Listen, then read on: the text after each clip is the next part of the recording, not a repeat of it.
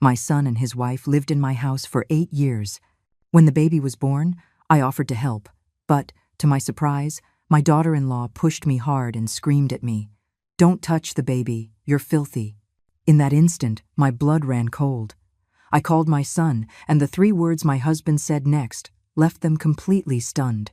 But before I continue, make sure you're subscribed to the channel and write in the comments, where are you watching this video from?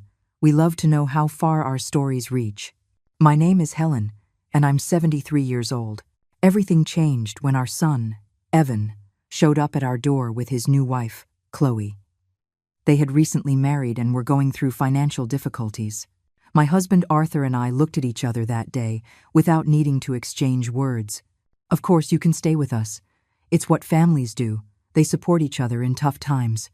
It'll only be for a few months until we get back on our feet, Evan promised as they brought their bags inside. At first, everything seemed normal. I was happy to have the company, to have my son back home. Chloe seemed kind and helpful. She always offered to help in the kitchen, asked for my family recipes, and showed interest in how I maintained the house. I felt useful again, as if I were passing a legacy to the next generation. But what was supposed to be months turned into a year, then 2, and finally, we reached 8 long years. The dynamic of the house changed so gradually that I barely noticed what was happening. First, it was small suggestions about how to better organize the kitchen cabinets. Then, comments on how I should prepare certain dishes. Over time, the suggestions turned into criticisms, and the criticisms into disguised orders. "I think it's better if you don't touch that, Helen. Let me handle it." Or, "Helen, that's not the right way to do it. Do it properly." Little by little, I began to feel like a stranger in my own kitchen. I realized I avoided cooking when Chloe was around, waiting for her to leave to prepare something simple for Arthur and me. I started to move around the house carefully, trying to make as little noise as possible, as if I were invading a space that didn't belong to me. Arthur, of course, noticed the change in me. "What's wrong with you, Helen?" he would sometimes ask when we were alone in our room. "You seem like a shadow in your own house." I would just shrug, not wanting to create problems. "I'm just adapting. Chloe has her ways, and she's only trying to help." And then, after months, Chloe had a baby, a beautiful, perfect little boy. My first grandson. My heart overflowed with love when I saw him for the first time at the hospital. When they brought the baby home, I prepared everything to welcome them. Fresh flowers in the living room, the house impeccably clean, a small gift for the newborn. 3 days after the baby's arrival, I was in the kitchen, preparing a small flower arrangement to brighten the living room where Chloe spent most of her time with the newborn. I hummed quietly, happy to have a purpose, to be able to contribute in some way. I heard the baby crying from the living room and decided to see if I could help. I walked silently towards the living room, carrying the flowers. Chloe was sitting on the sofa, looking tired, with the baby in her arms. She saw me and her face immediately transformed. "What are you doing? Why are you making so much noise? The baby needs to rest." "I'm sorry," I whispered, taking a step back. "I just wanted to bring some flowers to brighten the room." She stood up, holding the baby protectively. I took a step forward, just wanting to get a better look at my grandson. That's when it happened. I felt her arm push me back with force, making me lose my balance. I fell, the flowers scattering across the floor. The water from the vase formed a dark puddle around me. "Don't you dare touch him," she screamed, her face twisted in disgust. "You're filthy." Then she added, "Look at the mess you made." Time seemed to freeze in that moment. Me, sitting on the floor of my own living room, surrounded by scattered flowers and water. My body ached from the impact, but the physical pain was insignificant compared to the humiliation and shock I felt. I looked at my hands, the same hands that had cared for my son his entire life, the hands that had prepared thousands of meals for my family, that had planted flowers in our garden, that had held Evan when he was just a baby. "Filthy," she had said. I was filthy. The silence that followed was deafening. Even the baby had stopped crying, as if he too were shocked by what had just happened. I felt tears welling up in my eyes, not from the pain of the fall, but from the cruelty of those words.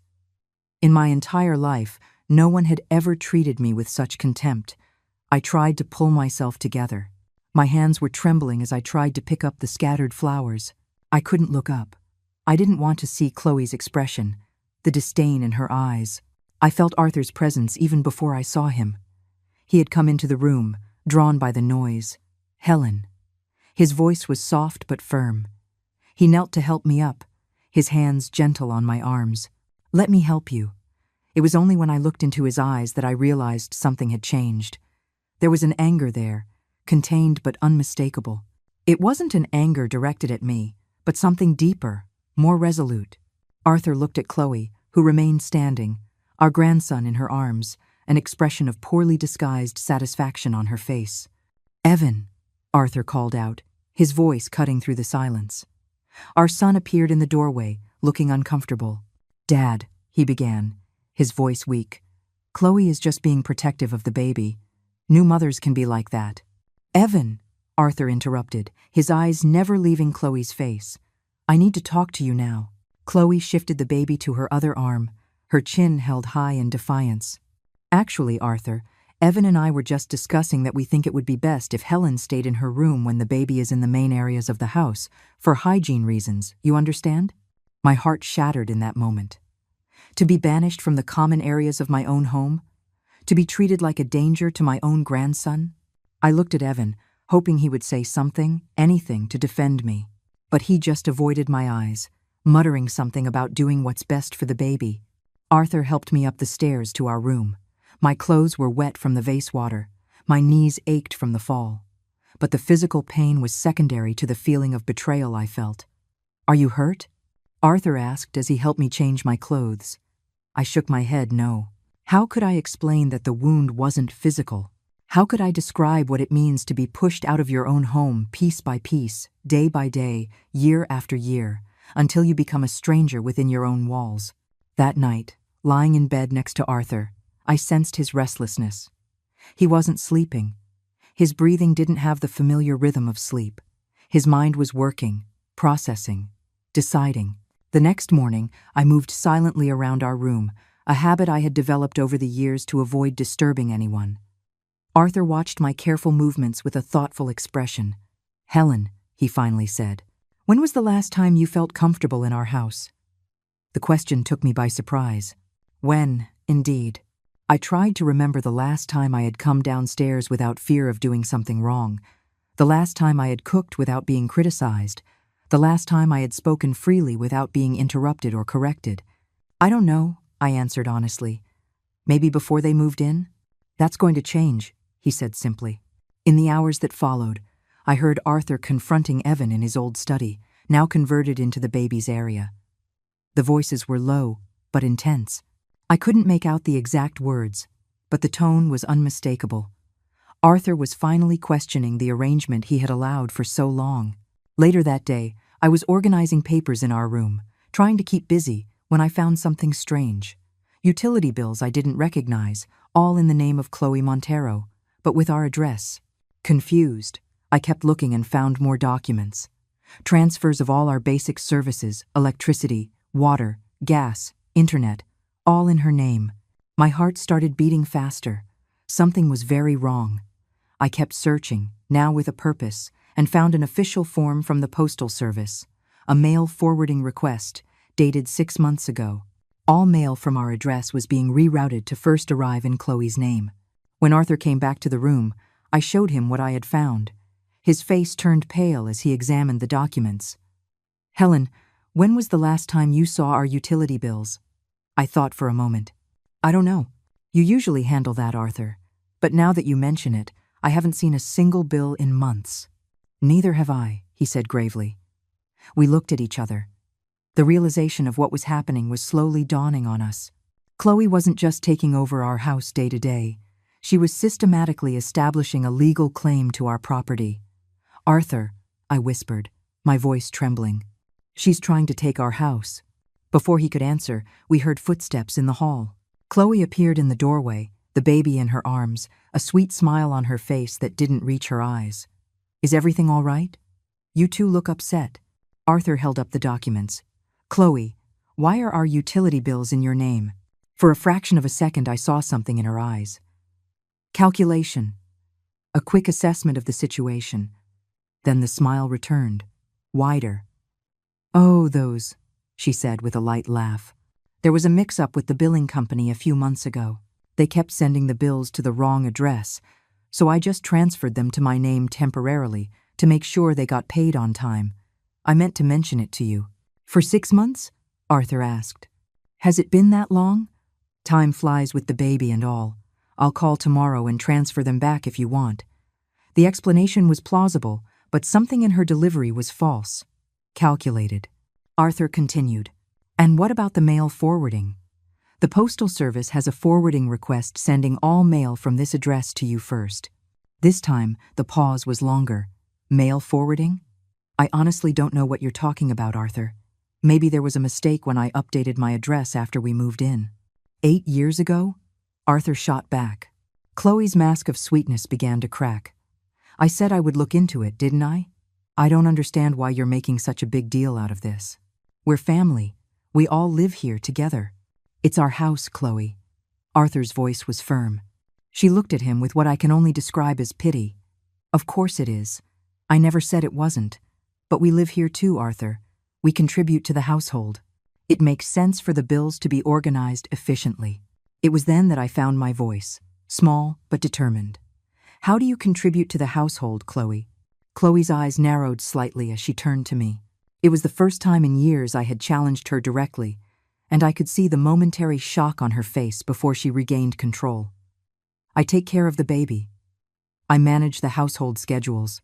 I make sure everything runs smoothly," she replied, as if explaining something obvious to a child. "By putting the bills in my name without telling you. Taking care of practical matters that you and Arthur obviously don't have time for anymore." The condescension in her voice was unmistakable. She was no longer trying to hide her true thoughts about us. "We are not senile, Chloe," Arthur said. "We've managed our own home and finances for over 40 years. "Of course you have," she said, but her tone suggested the exact opposite. "I'm just trying to help." She then added, "But if you'd rather handle everything on your own, that's fine. Evan and I can find another place to live." There was something calculated in her threat, as if she knew exactly which buttons to push. She was betting that the fear of losing access to our grandson would make us back down, would make us accept any behavior from her to keep the peace. To my surprise, Arthur didn't hesitate. "Actually, I think that might be for the best." Chloe's face went pale. "Excuse me? I think it's time for you and Evan to find a place of your own. You've been here for 8 years. That's long enough. You can't be serious." Her voice went up an octave. Evan, get in here." Our son appeared in seconds, looking alarmed. "What's wrong?" "Your father is trying to kick us out," Chloe said, her voice trembling with manufactured emotion. "He's upset about some silly paperwork, and now he wants to throw us out on the street with a newborn baby." Arthur handed the documents to Evan. "Your wife has been putting our home's utility bills in her name without our knowledge or permission. She has also had our mail forwarded through the Postal Service." Evan frowned as he looked over the papers. "Chloe, what is this?" "It's nothing," she said quickly. "Just some administrative convenience to ensure the bills got paid on time. Your father is making it sound much more sinister than it is." "For 6 months?" Evan asked. "I told you, I meant to mention it. With the pregnancy and everything, it just slipped my mind." Evan looked at the papers more carefully. "This makes it look like you're the primary resident here." "That's ridiculous," Chloe snapped. "It's just paperwork. Your parents are being paranoid." But Evan was no longer looking at his wife. He was looking at Arthur, and I could see the exact moment the pieces began to click into place in his mind. All the small changes over the years, all the ways Chloe had gradually taken more control over the house, all the times she made decisions without consulting us. "Chloe," Evan said slowly, "why would you put the utilities in your name without asking?" "I already explained." "No," he interrupted, his voice growing stronger. "Why would you really do it?" For the first time since I'd known her, Chloe looked genuinely flustered. The baby began to cry in her arms, sensing the tension in the room. "I was trying to help," she said, but her voice no longer held conviction. "Taking care of your parents' house. It's not taking care. It's organizing." Someone needed to get these things in order properly. Properly? I found the strength to speak again, my voice firmer this time. We have taken care of our affairs properly since before you were born. Chloe's mask finally fell completely. Her careful composure shattered, and for the first time, I saw the true rage underneath. Yes, in order, she shot back. Someone needed to be in control here because nothing was getting done right. Do you know how frustrating it is to watch things being handled inefficiently when you know you could do it better? So, you decided to take control, I said. I decided to step up and handle the things that needed to be taken care of without asking for permission. Chloe's voice was filled with a contained fury. I live here. I contribute to this household. I shouldn't need permission to organize our home efficiently. It is not your home, Arthur said firmly. It has been my home for 8 years, she nearly shouted. I've cleaned every room, organized every closet, managed every system. I know this place better than either of you at this point. The arrogance in her voice was breathtaking. She genuinely believed that living in our house for 8 years gave her more right to it than our 40 years of ownership. Chloe? Evan said, his voice quiet but intense. What exactly were you planning to do with all these bills in your name? She looked at him as if he'd asked a stupid question. I was planning on keeping the house running smoothly. Someone has to be responsible for these things. But why did it have to be you? Because I'm the one who's here all day. I'm the one who notices when things need attention. I'm the one who has the time to handle the administrative details. You could have asked us to handle our own bills, I pointed out. I could have. But why would I if I was already taking care of them? Because it's our house, Arthur repeated. Chloe's patience finally ran out completely. Your house that you can't afford to maintain without our help. Your house that was falling apart before I started organizing it. Your house that Evan and I have subsidized with our presence and our labor for 8 years. Subsidized? Evan's voice was incredulous. Yes, subsidized. Do you think we were just living here for free? Do you think I wasn't contributing? I've been managing this house, maintaining these systems, improving this property. That has value, Evan. That's worth something. Not ownership, I said firmly. Isn't it? At what point does sweat equity become actual equity? At what point does the person actually running the household get a say in how it's run? A chill ran down my spine. This wasn't just about bills and mail forwarding. This was about a fundamental belief that her 8 years of living in our house gave her ownership rights. Chloe, Arthur said carefully. Do you believe you own this house? She looked at him as if he were being deliberately obtuse. I believe I've earned a stake in this house, yes. You've earned a stake in our house? The disbelief in Arthur's voice was palpable. I've earned a stake in the house where I've lived for 8 years, where I've raised my family, where I have contributed my time, my energy, and my effort to make it a better place. Evan looked at his wife as if seeing her for the first time. Chloe, this is insane.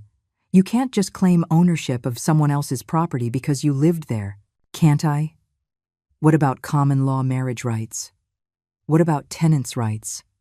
What about the fact that I have been the primary person managing this property for years? You're not married to the house, I said, but my voice was trembling now. And you're not a tenant. You're a guest who overstayed her welcome. I am a family member who has been contributing to this household while you two have been coasting on property rights you established decades ago. The arrogance of her statement left us all momentarily speechless. Chloe seemed to take our silence as agreement. Look, she said, her voice becoming reasonable again. I'm not trying to take anything away from anyone. I just think we need to acknowledge the reality of the situation. This house runs because I make it run. These systems work because I maintain them. This family runs smoothly because I organize it. This family, Evan said slowly. Or your family? Our family, all of us, including you and your parents. Chloe glanced at me and Arthur, and I saw something cold flash in her eyes. Sure, including Arthur and Helen. They're an important part of this house. An important part? Arthur repeated. In our own house? In our family home, yes. It's not a family home, Evan said, his voice rising. It's Mom and Dad's home that they've been generous enough to let us live in. For 8 years, Evan. At some point, generosity becomes partnership. Not without discussion. Not without agreement, not without consent. Chloe's face was flushed now, her control completely gone. Consent? I've been getting consent for 8 years in the form of you all allowing me to handle these responsibilities. You've been perfectly happy to let me run everything, as long as you didn't have to think about it. She turned to look at Arthur and me directly. And you two have been perfectly happy to let me handle all the hard parts of maintaining this house while you play at being generous grandparents. We took care of our own house, I said, trying to keep my voice steady despite the trembling I felt inside. Really? When was the last time you balanced a checkbook? When was the last time you called a utility company? When was the last time you researched the best internet plan or negotiated a better rate for something? Her words hit me like little arrows, because there was truth in them. In recent years, Chloe had gradually taken over many of those tasks, always framing them as helpful efficiency rather than a takeover. And we, in our complacency, had allowed it. That doesn't give you ownership rights, Arthur said. It gives me a voice in the decisions that affect my family's living situation. Your family can have its own living situation, Evan said quietly. Chloe whirled to face him, her eyes blazing. On what money? On your non-existent job? On my non-existent career because I've been busy managing this house for 8 years? That was your choice. That was our agreement. You said we would stay here temporarily while we got back on our feet. You said your parents wanted to help. You said this was best for our family. I said we would stay temporarily, not permanently. And I never said you should take over their house. I didn't take over anything. I stepped up where it was needed. The baby was wailing louder now, disturbed by the shouting. Chloe tried to soothe him while continuing to argue, but her multitasking was falling apart under the stress.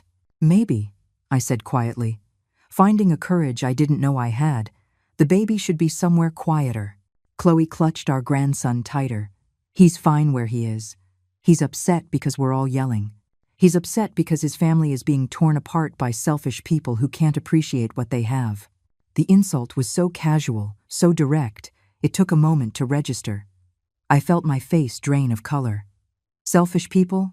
Arthur repeated. Yes, selfish. You have more space than you need, more resources than you use, and a family who has been helping you maintain it all. And the second someone asks for basic consideration, you want to throw us out. In that moment, I could see clearly that there was no reasoning with her. In her twisted mind, we were the villains for wanting control of our own home. She genuinely believed she was the victim in a situation where she had been systematically taking over our lives. The next few days were tense. Chloe retreated to the main bedroom with the baby, rarely coming out except to make meals for herself and the baby. Evan seemed lost, torn between his loyalty to his wife and the dawning realization of what she had done to his parents. Arthur was quiet but determined, spending hours on the phone and going out to meetings he didn't explain. One afternoon, while tidying our room, I found Arthur rummaging through papers in our personal file cabinet. "What are you looking for?" I asked. "Our insurance policies?" he replied. "I want to make sure everything is still in our names." I started to help him look, and that's when we found something that made my blood run cold. Mixed in with our personal documents was a deed transfer form, blank, but with our property description already filled in. At the bottom, in handwriting I recognized as Chloe's, were notes on property values and tax assessments. "Arthur," I whispered, my hands shaking. "She's researching how to transfer the ownership of our house." Arthur examined the document carefully. "Where did you find this?" "In our file cabinet." She must have put it there when she was going through our papers to get information for the utility transfers. Arthur studied the form more closely. "Helen, do you remember anyone being at our house recently? Any strangers Chloe might have let in?" I thought for a moment. "There was someone here last week, while you were at your doctor's appointment. Chloe said it was someone from the municipal assessor's office, verifying property values for tax purposes. I thought it was routine. Did you see his credentials?" "No. Chloe handled it. She said she didn't want to bother me with official business."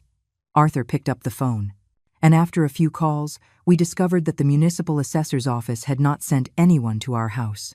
Chloe had let a stranger into our home under false pretenses, and now we had property transfer forms in our file cabinet. "What is she planning?" Arthur whispered. Before I could answer, we heard the front door open and Evan's voice calling for us. We went downstairs to find him in the living room holding his son, a serious look on his face. Arthur showed him the deed transfer form. Evan examined the document, his expression growing more and more concerned. "Last week," he said slowly, "Chloe was asking me questions about inheritance laws. She said she was just curious about how property transfers work when parents get older." "What kind of questions?" Arthur asked. "Things like, if someone lives in a house long enough, can they claim ownership?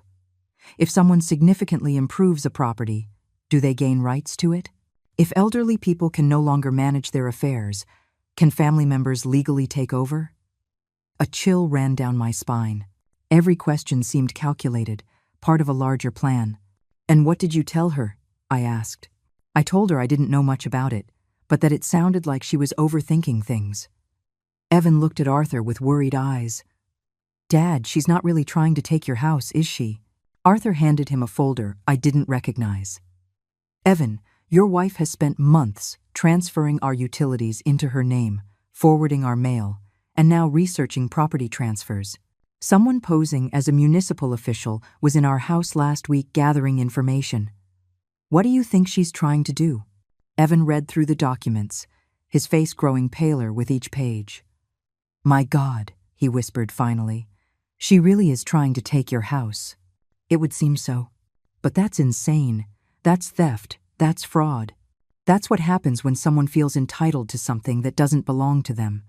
Arthur looked directly at our son. "Evan, I need to ask you something, and I need you to be completely honest with me. Are you a part of this? Did you know what she was planning?" The pain on Evan's face was evident. No, I had no idea. "And I'm horrified you even have to ask." "I had to ask. I understand why. But Dad, I would never do anything to hurt you and Mom. Never." That night, I heard Evan confront Chloe through the walls. Their voices rose and fell, with periods of shouting, followed by intense, whispered conversations. Sitting on our bed, my hands trembled as I tried to knit, an activity that used to calm me, but now did little to soothe my anxiety. Arthur came into the room after a while, his face grim. "I was with a lawyer today," he said. "Robert. He's going to help us sort this out." "What did he say?" I asked, setting my knitting aside. "He said what Chloe is doing looks like an attempt to establish adverse possession, or at the very least, tenants' rights. The utility transfers, the mail forwarding those are classic steps someone might take to establish legal residency. Can she do that? Can she claim our house?" Robert said it's unlikely she could succeed with a full adverse possession claim because she moved in with our permission. But she could potentially claim tenants' rights, which would make removing her much more complicated. A knot formed in my stomach. What does that mean? It means if she's established herself as a tenant, even without a formal lease, we might have to go through formal eviction proceedings to remove her. But it's our house, Arthur. We let them live here for free for 8 years because Evan is our son. "I know, Helen, but the law doesn't always distinguish between generosity and formal leasing agreements. If someone has lived in a place long-term and has taken on household responsibilities, sometimes they can claim tenants' rights." I felt dizzy. "So we're stuck?" "Not necessarily. Robert is going to help us. He's preparing formal legal notices demanding that Chloe transfer all utilities and mail back to our names. And if she refuses, then we'll proceed with formal eviction proceedings."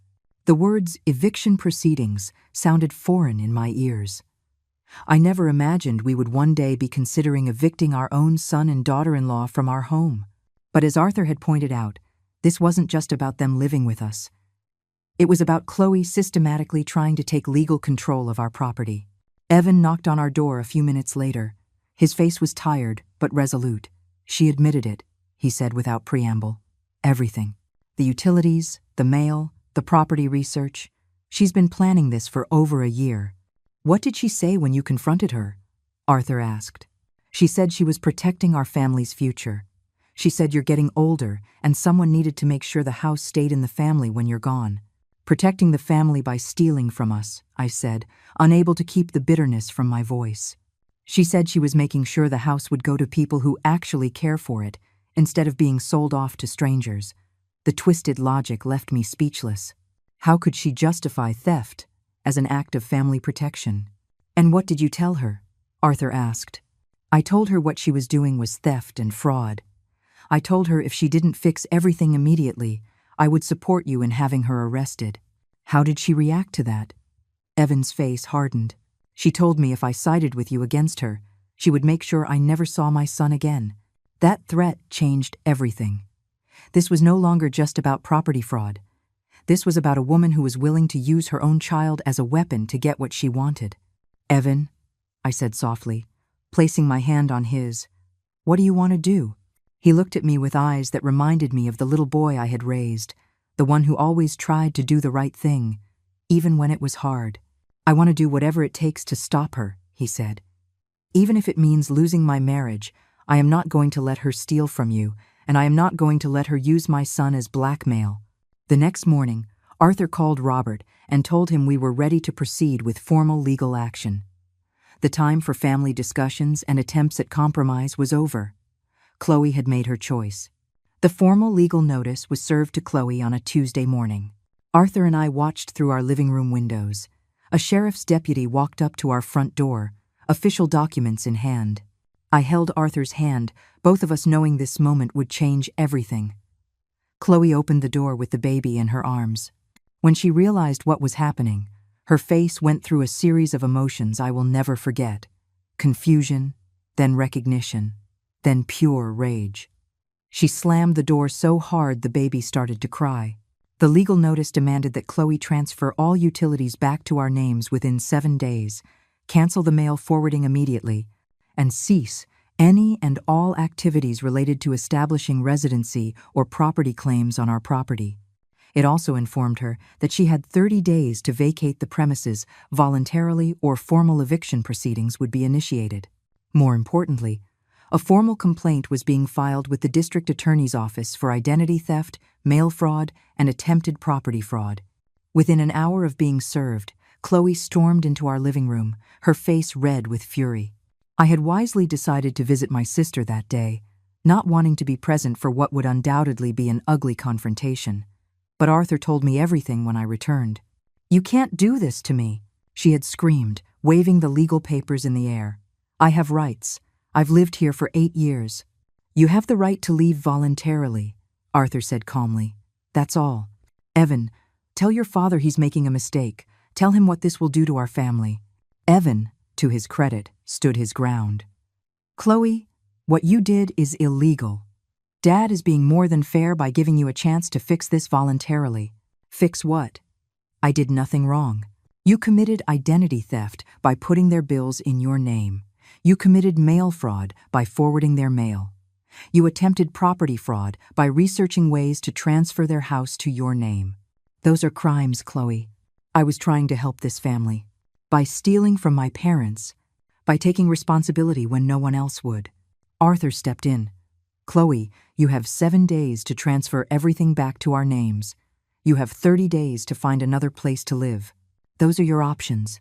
And if I refuse, then you will be evicted, and the criminal charges will proceed. She looked at Arthur with barely concealed hatred. You would really do that? You would really destroy your son's marriage and take away your grandson over some paperwork? I would really protect my home and my wife from someone who has been trying to systematically steal from us? Yes. She turned to Evan desperately. You can't let them do this to us. Evan looked at his wife with profound sadness. Chloe, they aren't doing anything to us. You did this to us. I did it for us. No, you did it for you. And now our son is going to grow up with a mother who tried to steal from his grandparents. That seemed to break something in Chloe. She sank onto our sofa, still holding the baby. I just wanted security, she said quietly. I wanted to make sure our family had a stable home. You already had one, Evan said. My parents gave it to us freely. For how long? What happens when they die? What happens when this house gets sold and we have nowhere to go? Then we figure it out like adults, Chloe. We don't steal from the people who have been helping us. She looked between Evan and Arthur said he could see her calculating one last, desperate move. Fine, she said, standing up abruptly. Fine. You want me to leave? I'll leave. But I'm taking my son with me, and you will never see him again. Evan's face went white. Chloe, Don't do that." "What? Protect my child from people who would destroy his family over money? This isn't about money. It's all about money," she screamed. "It's about a house and bills and property values. You're choosing money over your own grandson." It was then, Arthur told me, that Evan finally found his strength completely. "Actually, Chloe, you won't be taking him," Evan said, his voice quiet but firm, "because I'm filing for divorce, and I'm filing for full custody." The silence that followed, according to Arthur, was deafening. Chloe stared at Evan as if he had just spoken in a language she didn't understand. "You can't," she whispered. "I can, and I will. A mother who commits fraud against her own child's grandparents is not someone who should have unsupervised custody of that child. Evan, you can't do this to me. You can't take my baby away from me. I'm not taking him from you. I'm protecting him from a mother who thinks theft and fraud are acceptable ways to provide for her family." Chloe's face crumbled. "Please," she begged, "please don't do this. I'll fix everything. I'll transfer the bills back. I'll cancel the mail forwarding. I'll move out. Just don't take my baby from me." "You should have thought about that before you decided to commit crimes," Evan said firmly. The following days were a whirlwind of legal activity. True to her word, Chloe transferred all the utilities back to our names. The mail forwarding was canceled. She moved out of our house and into an apartment across town, taking only her personal belongings. But the criminal charges proceeded. Robert had advised us that letting the legal process play out was the only way to ensure Chloe couldn't try this again with us or someone else. The divorce proceedings were swift. When the judge heard about Chloe's attempted property fraud, coupled with her threat to use the child as a weapon against the grandparents, custody was granted to Evan with supervised visits for Chloe. Throughout this tumultuous period, I rediscovered my voice. Years of being diminished in my own home had left me with few words, with little confidence to express my thoughts and feelings. But as the legal proceedings unfolded, I was called to testify, to explain how I had been gradually pushed out of my own space, how my authority had been undermined, how my dignity had been attacked. The first time I walked into the courtroom, I felt my legs tremble. The thought of speaking in public terrified me. But as I began to describe the years of small humiliations, of the gradual loss of autonomy, of being treated like an intruder in my own home, the words began to flow. "She rearranged my kitchen without permission," I told the judge. "She criticized my cooking, my cleaning, my way of being. She pushed me out of spaces in my own house, one by one, until I was moving like a shadow, trying not to disturb, trying not to be noticed." The judge looked at me with empathy. "And when the baby was born, when my grandson was born, I was forbidden to touch him. She called me filthy. She pushed me to the ground when I tried to get close to him. My voice did not waver. My hands did not shake.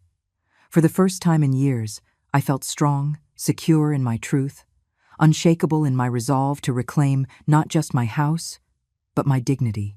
Chloe was sentenced to 2 years of probation and community service for the fraud charges. She was ordered to pay restitution for all legal fees and costs associated with repairing what she had done. She saw her son every other weekend under court supervision, and she was forbidden from bringing him to our house during those visits. Evan moved back into our house temporarily while he saved money for a place of his own. But this time it was different. He paid rent. He helped with household expenses.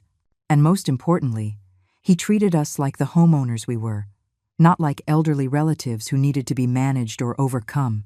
6 months after the initial confrontation, I was in our garden tending to my roses while watching Evan push his son on the swing set Arthur had installed.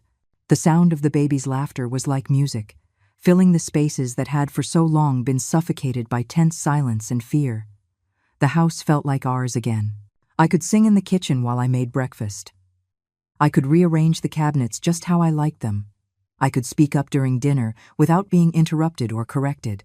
Small freedoms that should never have been taken from me, but that I now treasured with a renewed appreciation. Arthur joined me in the garden, putting his arm around my shoulders as we watched our son and grandson.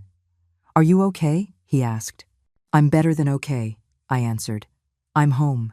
One evening, a few months later, Evan joined Arthur and me on the porch while his son played in the yard. The sun was beginning to set, casting a golden light over our small patch of peace. "Mom? Dad?" Evan said, his voice serious.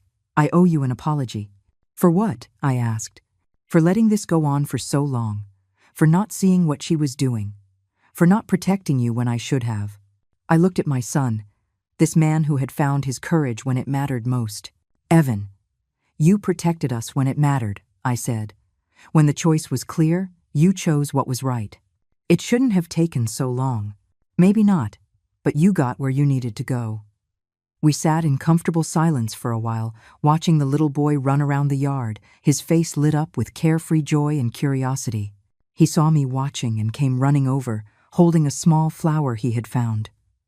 "Grandma, look," he exclaimed, holding the flower out to me. "For you." I took the flower gratefully, feeling tears well up in my eyes. For so long I had been kept at a distance from this little treasure. Now he came to me freely, offering gifts, seeking my affection. "Thank you, my love," I said, kissing the top of his head. "Did you really think she could take our house?" I asked Arthur later that night, as we lay in our bed. "She really believed she deserved it," he answered. "That was the scariest part. She genuinely believed living here for 8 years gave her more rights than 40 years of ownership." I thought about that. People can convince themselves of anything if it serves their purposes. "The funny thing is," Arthur continued, "if she had just been grateful, if she had just been respectful, we probably would have helped them forever." He was right. If Chloe had treated our home and us with respect and gratitude, if she had contributed to our household instead of trying to control it, if she had asked for help instead of trying to take what she wanted, we would have been happy to support our son's family indefinitely. "But she couldn't do that," I said. "She needed to be in control. She needed to own things instead of just enjoying them. And now she's lost everything." I looked out the window, where the moon cast a soft glow on our garden, the roses I had planted, the swing set where my grandson played, the house we had almost lost. "Not everything," I said. "She still gets to see her son. She still gets to be his mother, even if it's not in the way she planned." "Do you think she'll ever understand what she did wrong?" Arthur asked. I considered the question. "I think she'll understand that she lost. I don't know if she'll ever understand why." 3 years have passed since those turbulent days. Evan bought a house 4 blocks from ours, close enough for us to walk over for dinner, close enough for our grandson to ride his bike to our house after school, close enough for me to babysit whenever Evan needs me. Chloe remarried last year to a man who owns his own home. She still sees our grandson every other weekend and, according to Evan, seems happier now that she has her own domain to control. Perhaps she learned something from her experience, or perhaps she just found a new target for her ambitions. Arthur and I updated our wills recently, leaving everything to Evan and setting up a trust fund for our grandson's education. The house Chloe tried so hard to take will stay in our family after all, but it will be passed down through love and generosity, not theft and fraud. Sometimes, late at night when I can't sleep, I think about what would have happened if Arthur hadn't found those papers, if he hadn't overheard that phone call. If we had just continued to ignore the small signs that something was wrong, Chloe might have succeeded. She could have gradually taken over our home so completely that by the time we realized what was happening, it would have been too late to stop her. We could have been that elderly couple on the news, the ones who lost everything to opportunistic family members, the ones who end their days confused and homeless, stripped not only of their material possessions but of their dignity. But Arthur did find those papers. He did hear that conversation. And when it came time to choose between keeping the peace and protecting our family, he chose protection. This ends now.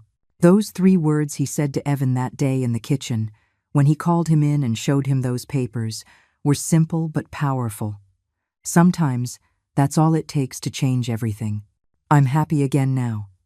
I sing while I cook. I tend to my garden with joy. I play with my grandson without fear of being criticized or corrected. Our house feels like our home again. And our grandson is learning something important. That love doesn't come with conditions. That generosity doesn't demand gratitude.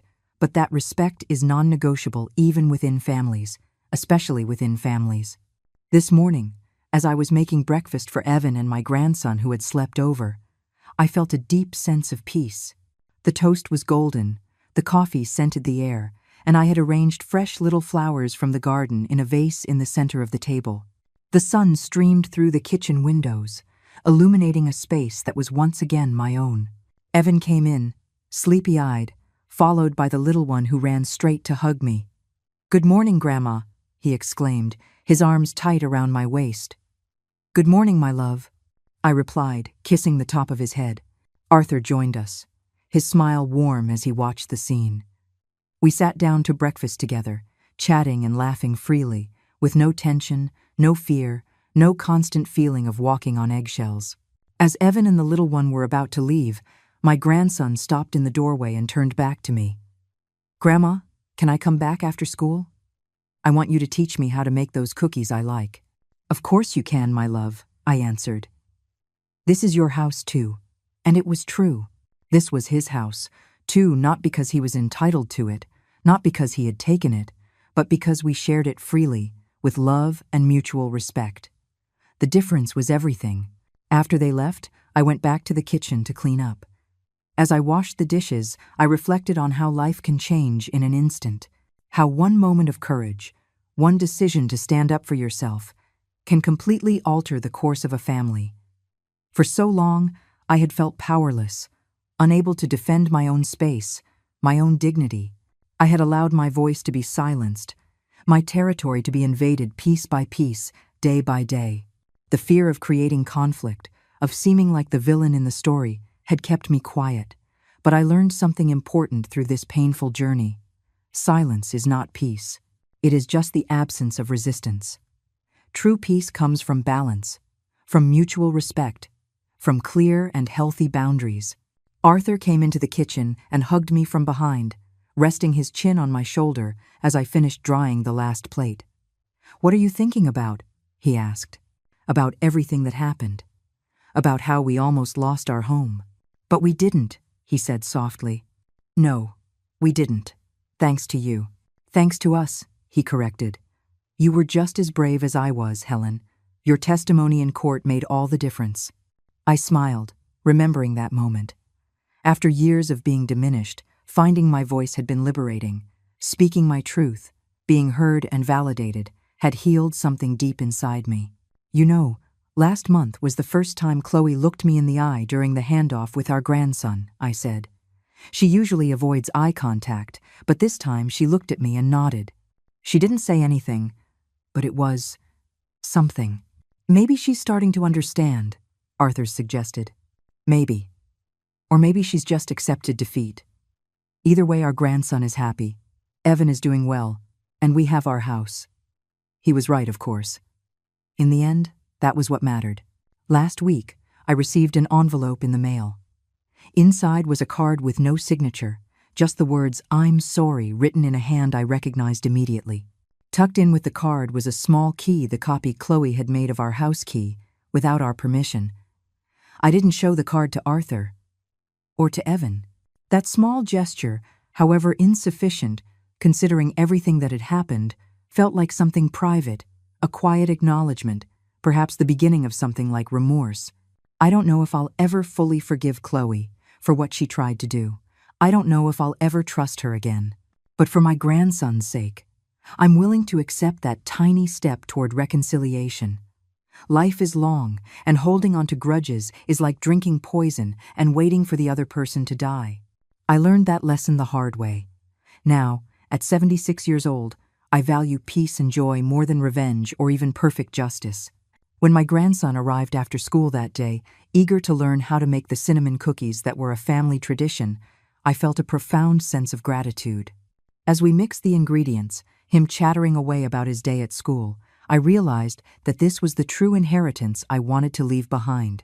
Not just a house or material possessions, but memories, traditions, unconditional love.